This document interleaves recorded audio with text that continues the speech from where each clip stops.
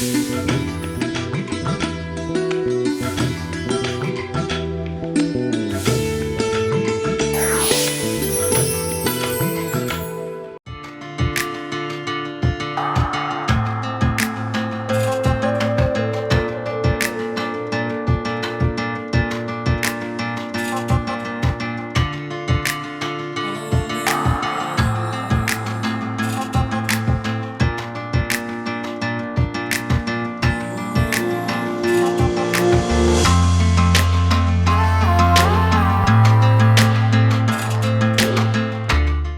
అనేది ఏంటంటే ప్రకృతి వ్యవసాయంలో దిగుబడి పెంచుకోవడం కోసం ఏం చేయాలంటే మనం మొక్కల యొక్క సంఖ్యను పెంచుకోవాలి.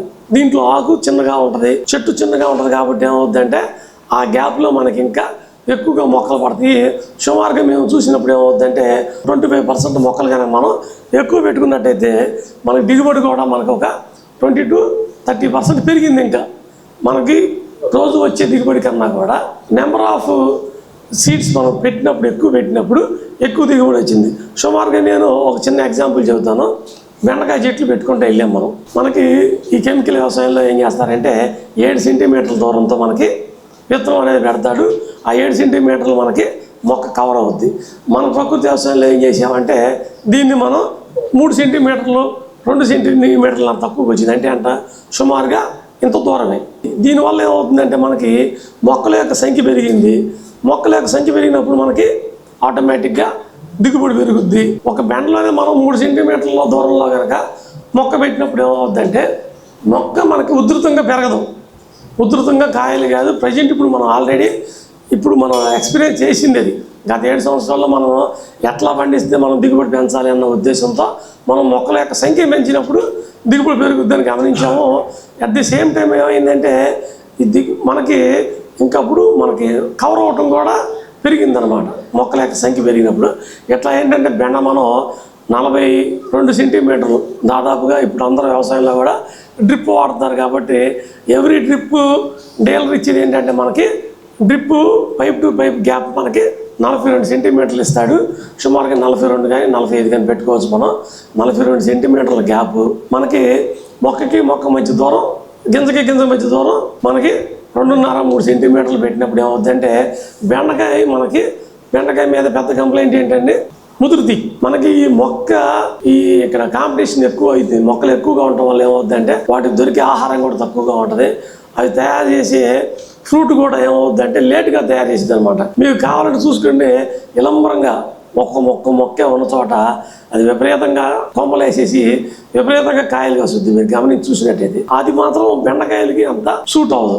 ఎందుకంటే బెండకాయ ఎంత పెద్ద కాయ అయితే రేటు అంత తక్కువ ఉంటుంది. అసలు బెండకాయ ముందు పెద్దకాయ ఉన్న కాయని ఎవరు కొనరు. కూరగాయలు ఎక్కువగా ఆడవాళ్ళు కొంటుంటారు కాబట్టి ఆడవాళ్ళు కూర్చొని చక్కగా చిన్న చిన్న బెండకాయలే ఏరుతూ ఉంటారు. ఎందుకంటే అవి లేతగా ఉంటాయి. రెండోది ఏంటంటే చిన్నగా ఉన్నది తొందరగా ముదరలేదని చెప్పని ఒక నమ్మకం. ఇక్కడ కూడా మనం ఏంటంటే ఎక్కువగా విత్తనాలు వేసి మొక్కలను ఎక్కువగా పెంచడం వల్ల మనకి కాయలు ఎక్కువగా వచ్చినాయి. రెండోది ఏంటంటే కాయ కూడా ముదరలా. మీకు మొక్కల మధ్య చూడండి, మొక్క పీలగా ఉంటుంది, కాయలు కూడా మీకు పీలగా ఉంటాయి. బెండకాయ లావుగా ఉన్నదానికన్నా కూడా సన్నగా ఉన్నదే ఎక్కువగా కొంటారు. మనకి 365 రోజులు మా దగ్గర బెండకాయ ఒకటే రేటు 40 రూపాయలు. ఈ 40 రూపాయల రేటుతో కస్టమర్ ఇష్టపడి బెండకాయ కొంటున్నాడు. బెండకాయలు మీరు తెలుసుకోవాల్సింది ఏంటంటే ముదురు బెండకాయ తింటే వాతం పెరిగి నొప్పులు వస్తాయి. లేత బెండకాయ తింటే జిగురు పట్టి మనకి ఆ నొప్పులు తగ్గుతాయి. ఈ 2 రకాలు ఒక బెండకాయలు ఉన్నాయి. చూడండి, మీకు ముదిరితేనేమో నొప్పులు వస్తున్నాయి, లేత తింటేనేమో నొప్పులు తగ్గుతున్నాయి. ఇట్లాంటివి మీకు ఎక్కువగా షేర్ అవుతూ ఉంటాయి కదా. బెండకాయ ముక్కలు కోసి నీళ్ళలో నానబెట్టి పొద్దున్నే లేవగా నీళ్ళు తాగమని చెబుతున్నారు. ఏంటంటే మన కీళ్ళ మధ్య జిగురు పెంచడానికి అదొక సూత్రం అనమాట. ఇట్లాంటి పరిస్థితుల్లో మనకి ముదురు బెండకాయలు అనేవి పైకి రావు. మన బెండకాయలు లేతగా ఉంచడానికి వాటి యొక్క దిగుబడి పెంచుకోవడానికి ఏం చేసామంటే మొక్క మధ్య దూరం 2.5 అంగుళాలు పెట్టేసాము. దీనివల్ల మనకి మొక్కలు ఇది రాకుండా ఉంటుంది. సుమారుగా మనం నాటిన తర్వాత 4 నుంచి 5-6 రోజుల్లో మనకి మొలక అనేది వస్తుంది. ఈ మొలక వచ్చిన తర్వాత ఏంటంటే సుమారుగా మనకి మొలక రాకముందే మనం నాటినాక 2 రోజులకి ఒక ట్యాంకీకి మీరు ఒక్కొక్కసారి ఒక్కొక్క కొలత చెబుతాను, దాన్ని ఆ సమయంలో మాత్రమే ఉపయోగించాలి. ఇప్పుడు నేను చెప్పే ఫార్ములా ఏంటంటే మనకి వేప నూనె, గానుగ నూనె, దీన్ని మనం నేల మీద స్ప్రే చేయడానికి ఉపయోగిస్తున్నాం. ఇప్పుడు నేల మీద స్ప్రే చేసేటప్పుడు 20 లీటర్ల ట్యాంకీకి 200 ml అంటే ఎంతంటే లీటర్కి 10 ml. దీన్నే వేప నూనె మనం మొక్కల మీద స్ప్రే చేసేటప్పుడు ఎంత వాడతామంటే లీటర్కి 5 ml. ఇట్లా మనం ఈ ఫార్ములా గుర్తుపెట్టుకొని ఫార్ములా ప్రకారం మనం వాడాలి. ఇప్పుడు మనం ఈ 200 ml దీంట్లో పోసుకొని ఖాళీ నేల మీద మనం స్ప్రే చేయాలి. ఎప్పుడంటే విత్తనాలు ఎప్పుడు నాటుకున్నాం, ఈరోజు నాటుకున్నాం, నెక్స్ట్ డే లేకపోతే ఆ నెక్స్ట్ డే అంటే 3వ రోజు, సుమారుగా మళ్ళీ 4వ రోజు వచ్చేసరికి ఏమైందంటే మనకి మళ్ళీ మొలక వచ్చేసిద్ది. కాబట్టి 4వ రోజు మనం 2వ రోజు కానీ 3వ రోజు కానీ మనం ఖాళీ నేల మీద ఈ వేప నూనె 100 ml ట్యాంకీకి, 20 లీటర్ల ట్యాంకీకి గానుగ నూనె 100 ml కలిపి మనం నేల మీద స్ప్రే చేయడం వల్ల నేల మీద మీకు ఏముంటాయి అంటే మన పొలంలో ఏం పురుగులు అయితే ఉంటాయో ఈ రసం పీల్చే పురుగులు అవన్నీ నేలలో, నిధుల్లో, లేకపోతే మన పొలం చుట్టూ ఉన్న గట్ల మీద, ఇంకా ఎక్కడెక్కడ ఉంటాయి అంటే ఈ కలుపు మొక్కల మీద అవి ఆవాసం ఏర్పాటు చేసుకుని ఉండి ఎప్పుడైతే మన ప్రధాన పంట మన రాగానే బయటికి మన మొక్కల మీదకి అవి దాడి చేస్తాయి. ఇట్లా మనం వాటి మీద స్ప్రే చేయడం వల్ల ఏమవుద్దంటే ఒక వరుస అయ్యి చచ్చిపోతాయి. రెండోది ఏంటంటే వాటి గుడ్లు కూడా వేప నూనె పడ్డప్పుడు మురిగిపోద్ది. ఇంకా మూడోది ఏంటంటే ఆ ప్రాంతంలో వాటికి వికర్షణగా ఉండి అది అక్కడి నుంచి కొన్ని రోజులు దూరంగా వెళ్ళిపోతాయి అన్నమాట. ఇట్లా ఈ 3 పద్ధతులు, ఈ 3 బెనిఫిట్స్ కూడా మనకి నేల మీద కొట్టినప్పుడు, కలుపు మొక్కల మీద కొట్టాం, వాటి మీద మనకు పవర్ ఎక్కువ కొట్టినా కూడా వాటి వల్ల మనకి నష్టమే లేదు. అందువల్ల ఏంటంటే అది కూడా మనకి కలుపు మొక్కల మీద ఉన్న దోమలు కూడా చనిపోయినాయి. కలుపు మొక్కల ద్వారా మనకి వైరస్ వ్యాప్తి చెందుద్ది. ఏంటంటే కలుపు మొక్కల యొక్క DNA వేరు, మన మొక్కల DNA వేరు. ఏమవుతుందంటే దాంట్లో ఉన్న రసం పీల్చి ఆ రసాన్ని తీసుకొచ్చి అదే మూతితో మళ్ళీ మన ప్రధాన పంట మీద ఉన్న మొక్కల యొక్క రసం పీల్చినప్పుడు ఏమవుతుందండి, దానిలో ఉన్న వైరస్ మన మొక్కలు తట్టుకోలేక మన మొక్కలు వైరస్ బారిన పడి చనిపోతాయి అన్నమాట. ఇట్లా వీటిని నివారించుకోవడానికి కూడా మనకి వైరస్ కంట్రోల్ కూడా ఎక్కడ అవుతుందండి, మనకి ఈ నేల మీద చల్లుకున్నప్పుడు మాత్రమే వైరస్ కంట్రోల్ కూడా మనకి అవుతుంది. ఈ విధంగా ఏంటంటే ఈ తెల్లదోమ, పచ్చదోమ, కొద్ది గొప్ప ఈ పురుగులు కూడా మనకి ఈ నెర్రల్లో దాక్కుని ఉంటాయి. వీటిని కూడా మనం కంట్రోల్ చేసుకోవచ్చు ఈ విధంగా చేసుకొని. ఇట్లా 4వ రోజు 5వ రోజు నుంచి మనకి బెండ బయటకు వస్తూ ఉంటుంది. బయటకు వచ్చిన తర్వాత ఏంటంటే గుమ్మడి పెంకు పురుగు అని చెప్పని మీరు చూసుంటారు. మనకి ఏదైనా వస్తే నెక్స్ట్ టైం వస్తుంది. అది ఆరెంజ్ కలర్లో ఉంటుంది. ఎక్కువగా తీగ జాతి కూరగాయలు మొత్తాన్ని కూడా ఎక్కువగా పాడు చేస్తూ ఉంటుంది. అది ఈ గుమ్మడి పెంకు పురుగు లేత దశలో ఉన్న ఈ బెండ మొక్కలు కూడా అది పాడు చేస్తుంది. దాని యొక్క ఆహారం తీసుకునే టైం ఎక్కడంటే ఖచ్చితంగా నేలలో నుంచి మొక్క బయటకు వచ్చినప్పుడు అక్కడ మొదలుపెట్టేది రసం పీల్చుద్ది అనమాట. అప్పుడేమవుతుందంటే పైన మొక్క అంతా కూడా అది చనిపోయి వాడిల్లిపోతూ ఉంటుంది. ఇది గుమ్మడి పెంకు పురుగు యొక్క నష్టం మనకి. దీన్ని నివారించుకోవడానికి ఏంటంటే మొక్కల మీద మనం ఇందాక మనం నేల మీద స్ప్రే చేసాం, మళ్ళీ మొక్కల మీద మనం నీమాసం కొట్టినప్పుడు ఏమవుతుందంటే దాని యొక్క చేదుకి, దాని యొక్క వికర్షణకి ఈ గుమ్మడి పెంకు పురుగు అనేది మనకి దీని దగ్గరికి రాకుండా ఉంటుంది. ఈ విధంగా మనకి సుమారుగా 7వ రోజు నుంచి 12-15 రోజుల దశలో మనకి ఎక్కువగా ఈ తెల్లదోమ అనేది మన బెండ మొక్కల మీద అటాక్ చేస్తుంది. ఈ తెల్లదోమ వల్ల ఒక నష్టం ఏంటంటే మనకి తెల్లదోమ మన మొక్కలు అవసరమైన రసాయనం పీల్చినప్పుడు ఏమవుతుందంటే బెండలు మీకు తెల్లబడిపోతాయి. మీరు బెండలు తెల్లబడిపోవడం చూసారా? మొక్కలు గ్రీన్గా ఉండాల్సిన బెండలు రసం పీల్చేసినప్పుడు ఏమవుతాయి అంటే ఆకులన్నీ కూడా తెల్లగా అయిపోతాయి. అవి ఏమంటే ఇక తెల్లబడిపోయిన బెండకాయలు కూడా మనకి తెల్లగా వస్తాయి. తెల్లగా ఉన్న బెండకాయలు రుచి ఉండవు. కాబట్టి ఎక్కువగా బెండకాయలు తెల్లబడటానికి ఎక్కువగా కారణం ఏంటంటే ఇదిగోండి సార్, ఇందాక మనం అనుకున్నట్టుగా ఇది ఎల్లో స్టిక్కీ బ్యాడ్. ఇదేంటంటే మనం బెండ యొక్క ఫ్లవర్ ఏది ఉందో మనకి బ్లూ కలర్ బ్యాడ్ ఉంటుంది. కాబట్టి బ్లూ కలర్ బ్యాడ్స్ మనం బెండల్లో ఎక్కువగా పెట్టుకోవాలి. ఇది ఆకు తినే గొంగళ పురుగు, దీంట్లో హెయిర్ ఎక్కువగా ఉంటుంది. ఇదేంటంటే మన తెల్లదోమ గుడ్లు రసం పీల్చే ఇవి రసం పీల్చే పురుగులు అనమాట. ఇవన్నీ ఈ దశలో ఉన్నప్పుడు మాత్రం, ఇప్పుడు మీరు గమనించి చూసినట్టు ఇవేంటంటే ఈ దశలో ఉన్నప్పుడు మాత్రమే మనకు ఎక్కువగా నష్టం చేస్తాయి. ఇవి చూడండి, ఏ రంగులో ఉన్నాయి చూడండి, ఇవన్నీ ఒక నీలం రంగులో ఉన్నాయి కదా. ఈ నీలం రంగులో ఉన్నప్పుడు ఏమవుతుందంటే తీవ్రంగా రసం తాగేసేసి అవి మళ్ళీ పెద్ద తెల్లదోమలుగా తయారైపోయి మళ్ళీ మిగతా అన్ని అదే మళ్ళీ ఎక్కడి నుంచి మళ్ళీ ఇంకో దూరం వెళ్ళి ఎగిరి అవి అక్కడ గుడ్లు పెడతా ఉంటాయి. ఈ విధంగా మనకి నష్టపరచకుండా ఉండాలంటే మనకు వాటికి అవసరమైన మందులు మనం ముందుగా స్ప్రే చేసుకొని వాటి యొక్క నివారణ అనేది మనం చేస్తూ ఉండాలి. ఇట్లా మనకి ఈ బెండ సుమారుగా ఈ తెల్లదోమ దశ దాటి సుమారుగా 20 రోజుల దశలోకి వచ్చినాక ఏమవుతుందంటే దాంట్లో మొదలు ఒక పురుగు ఏం చేసిద్దంటే దాని గుడ్డు అక్కడ పెట్టేసి వెళ్ళిద్ది. కాండం తోల్చి పురుగు అనమాట. అది కరెక్ట్గా మొదలను పెట్టుకొని అక్కడే స్థిర నివాసం ఏర్పాటు చేసుకొని రోజు బయటకు వచ్చి చిగురునది తింటూ ఉంటుంది. అది కూడా మన కాటర్ పిల్లర్ లాగే పురుగు, అది కూడా రసం పీల్చే పురుగు కాదండి, ఆకు తినే పురుగు. అదేం చేస్తుందంటే అది మొవలోనే బతుకుద్ది, అది బయట ఇంకెక్కడా బతకలేదు. అందువల్ల ఏం చేస్తుందంటే మొవ్వ 2 ఆకులు బయటకు వచ్చి 3-4 ఆకులు రాగానే ఆ 4 ఆకుల మధ్యలో గజ్జ వేసేసేసి మనకి ఆ కాండం తోల్చేసి దాంట్లో కూర్చొని రోజు బయటకు వచ్చి ఆకులు తిని బతుకుతూ ఉంటుంది. ఈ బెండలో కాండం తోల్చి పురుగు నివారణకి మనకి అగ్నాస్త్రం మనం కొట్టినట్టయితే మనకి ఈ కాండం తోల్చి పురుగు దాంట్లో మూలన చచ్చిపోయి మనకి వస్తూ ఉంటుంది. కాకపోతే ఏంటంటే వీటి యొక్క సంఖ్య ఎక్కువ ఉండదు. సుమారుగా మనం ఎకరం తీసుకుంటే దాంట్లో ఒక 150-200 చెట్లు మనకి ఇట్లాంటివి వస్తూ ఉంటాయి. వీటిని నివారించుకోవడానికి ఏంటంటే మనం ఈ వాటితో పాటు ఈ ఆకు తినే పురుగులు కూడా 20 రోజుల దశలో వస్తూ ఉంటాయి. ఇట్లా ఈ ఆకుల్ని లేత భాగం నుంచి ముదురు భాగం తినుకుంటూ వస్తాయి. కాబట్టి అందుకోసం ఏం చేయాలంటే మనం ఈ అగ్నాస్త్రం అనేది కనుక మనం ఈ బెండ మీద స్ప్రే చేసినప్పుడు వాటి మీద డైరెక్ట్గా తగిలితేనేమో సరిపోతుంది, లేకపోతే అది వికర్షణగా పనిచేసి మన పొలంలో మన పంట నష్టాలను లేకుండా చేస్తాయి. ఈ విధంగా మనకి 20 రోజులు 25 రోజుల వయసులో మనకి పూతపడి సుమారుగా 45 రోజుల వయసులో మనకి ఈ కాయ అనేది బెండకాయ వస్తుంది. 45 రోజులకి మన హార్వెస్టింగ్ వచ్చింది.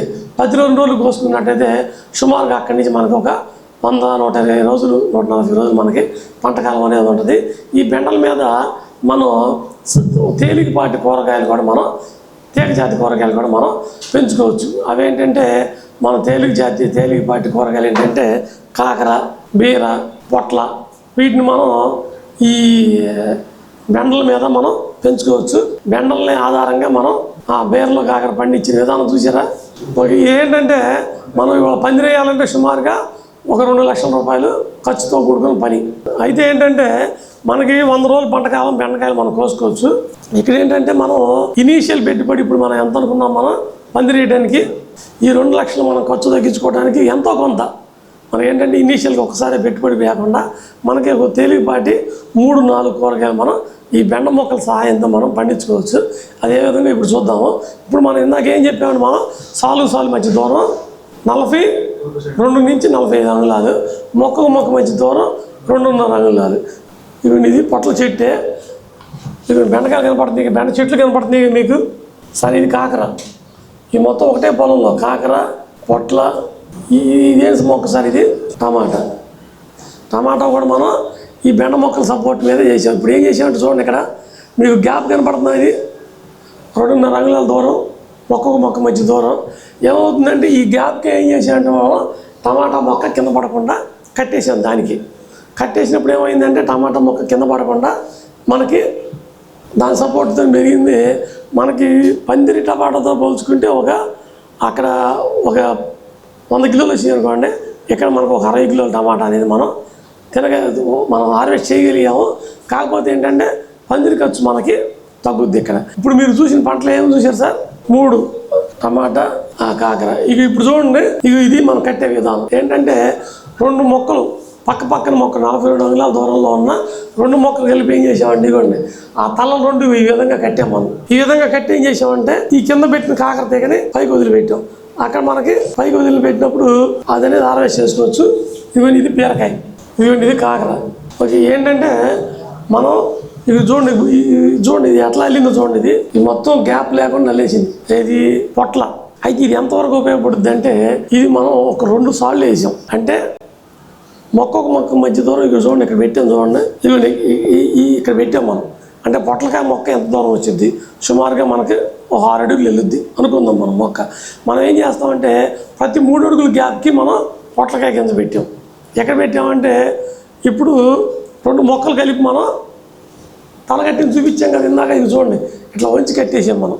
ఈ వంచి కట్టినప్పుడు ఏమవుద్దంటే తేలిపాటి కూరగాయ కాకరకాయ మీకు బ్రహ్మాండంగా పండుద్ది. అసలు పందినది పడేది. ఇది కూడా పొట్లకాయ కూడా మనకి తేలికపాటి పొట్లకాయ కూడా మనకి పండుద్ది. అది కూడా పనిచేది.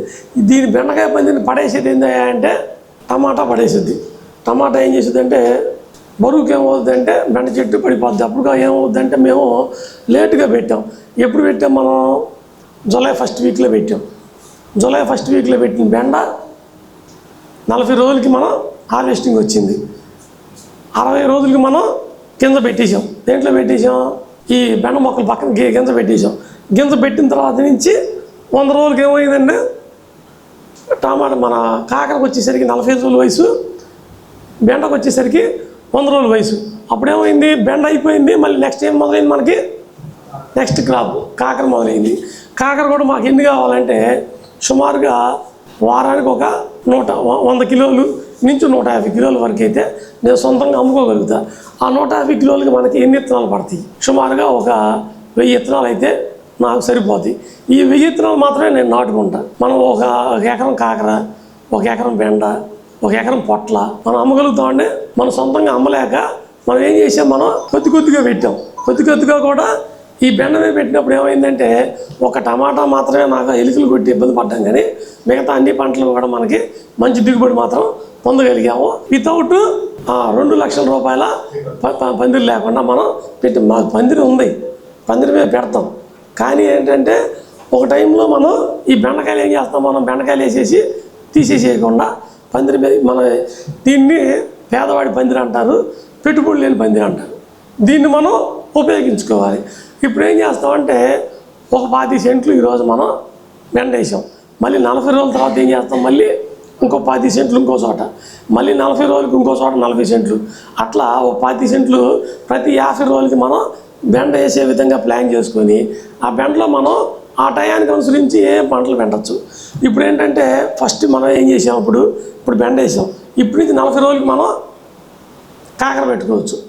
మళ్ళీ 60 రోజులకి ఏం పెట్టుకోవచ్చు అంటే ఇంకో 60 రోజులకి ఏంటంటే చిక్కుడు. మీకు దగ్గరగా జూలై, ఆగస్టు, సెప్టెంబర్లో మనకి మీకు చిక్కుడుకాయ తెలుసు కదా.